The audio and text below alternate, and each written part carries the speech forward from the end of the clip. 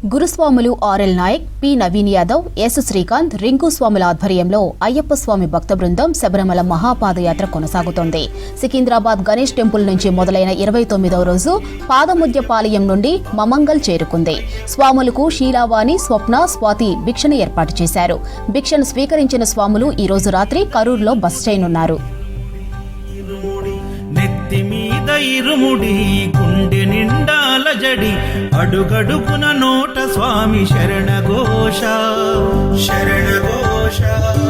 ఇల్లు తల్లిదండ్రులు వదిలి భార్య పిల్లల బంధముదిలి కానల్లో కాలి నడక సాగయాత్ర సాగయాత్ర.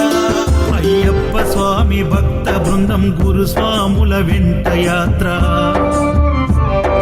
కన్ని కత్తి గంట గదా పెరు స్వాముల జంట యాత్ర.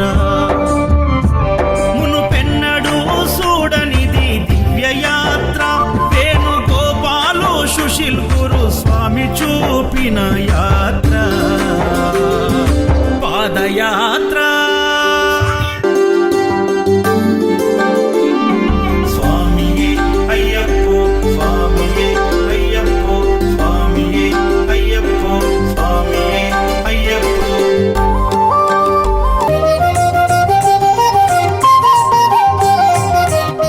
ప్రతిసారి మనకు ఈ అయ్యప్ప స్వామి వాళ్ళు ఇక్కడ మనకు సేవ చేసుకొని ఈ ఫంక్షన్ హాల్ మన అందరికీ విడిది కోసం ఇస్తారు స్వామి.